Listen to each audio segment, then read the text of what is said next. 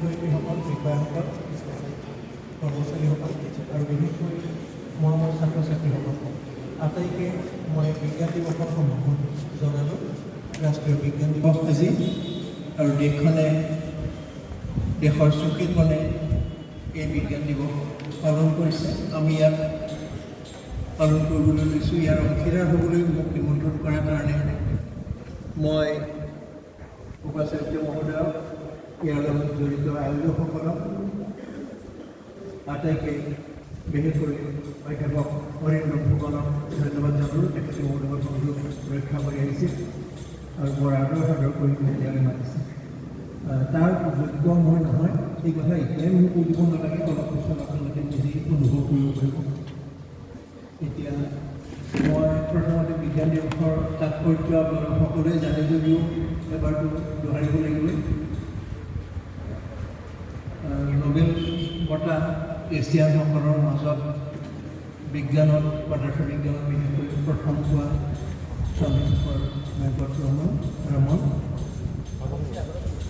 তেখেতে অতি কম খৰচী এটা যন্ত্ৰেৰে কেৱল নিজৰ চিন্তা চলাই নবেল পুৰস্কাৰৰ উপযুক্ত হ'ব পৰা কাম এটা কৰিলে আৰু সেই কামটোৱে পিছত এলানি গৱেষণাৰ, বিভিন্ন বিষয়ৰ গৱেষণাৰ জন্ম দিলে।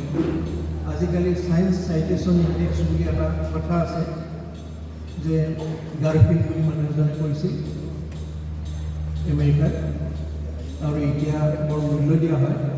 এই কাৰণটো হ'ল কি যে মই এখন গৱেষণা পত্ৰ লিখিলোঁ আৰু সেই গৱেষণা পত্ৰখনে তাৰ পাছৰ দুবছৰত যদি এনেকুৱা এটা প্ৰয়োজন সৃষ্টি কৰে যে মোৰ গৱেষণা পত্ৰখন বাৰে বাৰে প্ৰসংগতাৰ উল্লেখ কৰি সেই দিশৰ কাম কৰিবলগীয়া হয়, ৰেফাৰেঞ্চ দিবলগীয়া হয়, তেনেকুৱা উচ্চ এটা কাম যদি মই কৰিব পাৰোঁ যে মোৰ গৱেষণা পত্ৰখনৰ পেপাৰখনৰ ৰেফাৰেঞ্চ পিছত বহুতবাৰ আহিব, কিমান আহিব, তাৰ ওপৰত মই লেখা জাৰ্নেলখনৰ মূল্যও বাঢ়িল, মোৰ মূল্যও বাঢ়িল আৰু বিশেষকৈ পত্ৰখনৰ মূল্য বাঢ়িব। আৰু এতিয়া বিজ্ঞানৰ যিবিলাক নবেল পুৰস্কাৰ বা ডাঙৰ পুৰস্কাৰ দিয়া হয়, সকলো এই জেনেৰেশ্যন অফ ৰিচাৰ্চ লাইনে সেইটোৰ ওপৰত নিৰ্ভৰ কৰি দিয়া হয়। ৰামনে সেই কামটো কৰিলে, তেতিয়া এইবিলাক কথা এনেকুৱা আলোচনাটো হোৱা নাছিল, কিন্তু তেওঁৰ গৱেষণাই বহু গৱেষণাৰ জন্ম দিলে আৰু ইমান মূল্যৱান হ'ল যে তাত নবেল পুৰস্কাৰ আহিল 2 বছৰৰ ভিতৰত।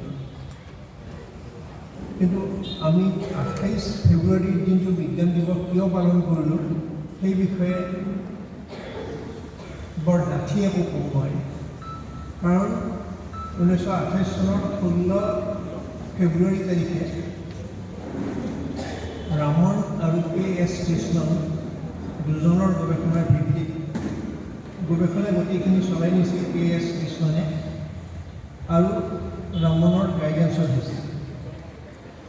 কাক কিমান মূল্য দিব লাগে এতিয়াও বিজ্ঞান সমাজে তৰ্ক কৰি আহি আছে, কিন্তু ৰামনে আগভাগ লৈছিল আৰু তেওঁ চিন্তা কৰিছিল, সেইকাৰণে তেওঁকেই